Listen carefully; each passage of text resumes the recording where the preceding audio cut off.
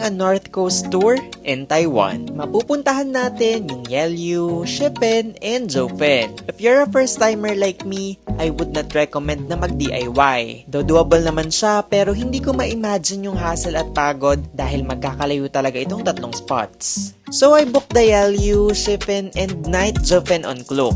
Gusto ko to dahil hindi super aga ng call time at 11:30 AM. And gusto ko talagang ma-witness yung Zofen at night. Yung meetup ay sa East Gate 3 ng Taipei Main Station.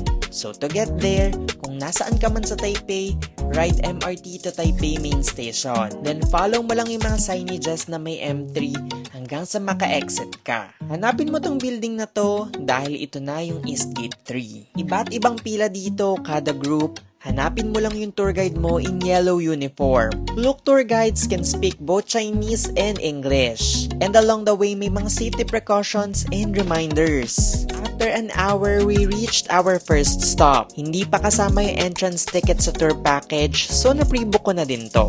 This is Yelyu Geopark and this place is absolutely stunning with the scenic rock formations. Para kang nasa ibang planeta. Sobrang dramatic panoorin ng waves at ang pinaka-star dito, itong Queenset. 1 hour ang allotted time para sa spot na to, enough para ma-enjoy mo ang ganda ng lugar. Next stop is the Shippen Old Street, famous for its railway and sky lanterns. At ito talaga ang ipinunta ko sa Taiwan, to send my prayers to the sky. A single color, and pinili ko yung multicolor. Each color has a different meaning. Red is for health and peace, yellow for wealth, green for success, and pink for happiness. This was such a great experience to send your dreams and wishes to the sky.